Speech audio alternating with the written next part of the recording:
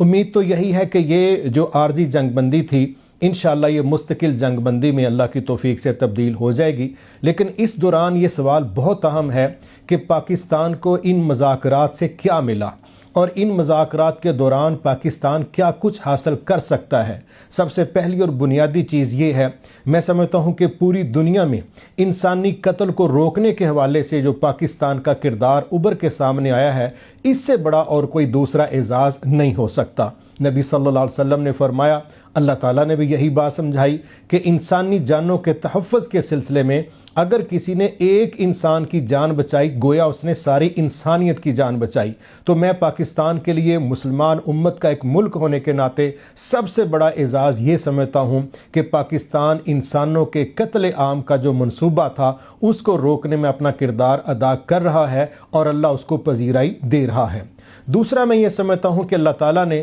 پاکستان کا پوری دنیا میں ایک ایسا امیج بنا دیا ہے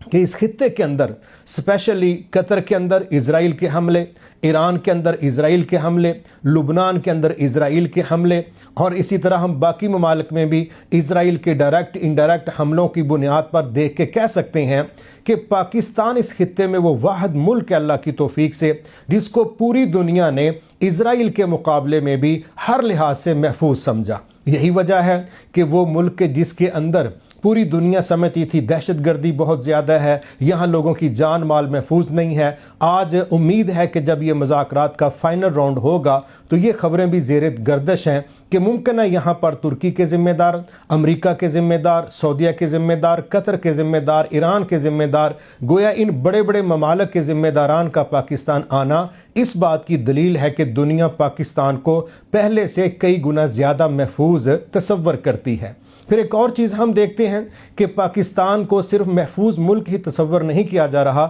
بلکہ پاکستان کو ایک بصیرت والا ملک بھی سمجھا جا رہا ہے۔ میں یہ سمجھتا ہوں کہ امریکی ذمہ داران نے باقاعدہ اس بات کا اعتراف کیا کہ حالات جتنے نازک تھے ہمیں قطعاً امید نہیں تھی کہ پاکستان ان میں کوئی اچھا کردار ادا کر سکے گا، لیکن اس نازک صورت حالات کے باوجود پاکستان کے ذمہ داران نے بڑی بصیرت کے ساتھ جس انداز میں سفارتکاری کی ہے تو پوری دنیا میں جو سفارتی محاذ ہے اس میں پاکستان ایک جاندار باصلاحیت ملک بن کے ابھرا ہے۔ یہ بھی اللہ نے پاکستان کو بہت بڑا اعزاز عطا کیا ہے کیونکہ صلح کروانا بھی ایک فن ہے اور ہر بندہ پریا پنچایت جو ہے وہ نپٹا نہیں سکتا۔ پھر ایک اور چیز بڑی خیر کی سمجھنے میں وہ یہ آئی ہے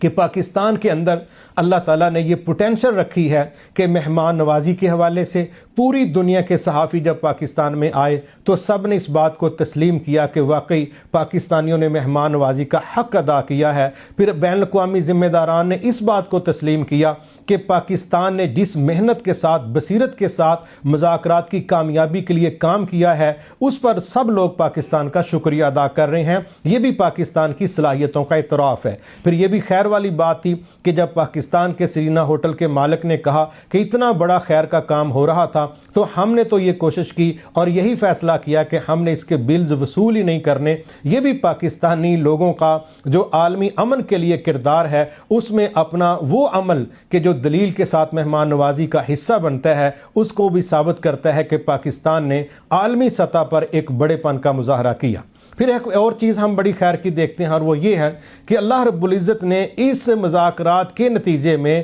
پاکستان کا اس خطے کے اندر ایک ایسا امیج بنا دیا ہے کہ جو ہمارا ازلی ابدی دشمن بھارت ہے ایک تو وہ دفاعی پوزیشن میں ہے اور وہ بہت زیادہ احساس کمتری میں مبتلا ہو گیا ہے، اس کا میڈیا الٹا اپنے حکمرانوں کے گلے پڑ گیا ہے، اور ایک اہم چیز ہم یہ دیکھ رہے ہیں کہ ماضی میں پاکستان کے حوالے سے ایران کے ساتھ جو تعلقات کا معاملہ ایک دھندلا منظر تھا اب وہ اتنا صاف اور کلیئر ہوا ہے کہ پاکستان کے ایران کے ساتھ بہت اچھے تعلقات الحمدللہ وقت کے ساتھ بن گئے ہیں جو میں سمجھتا ہوں ایران کے لیے بھی مفید ہیں، پاکستان کے لیے بھی مفید ہیں اور بالخصوص امت مسلمہ اور اس خطے کے مسلمان ملکوں کے لیے تو بہت ہی زیادہ ضروری اور مفید ہیں۔ اسی طرح ہم سمجھتے ہیں کہ پاکستان کو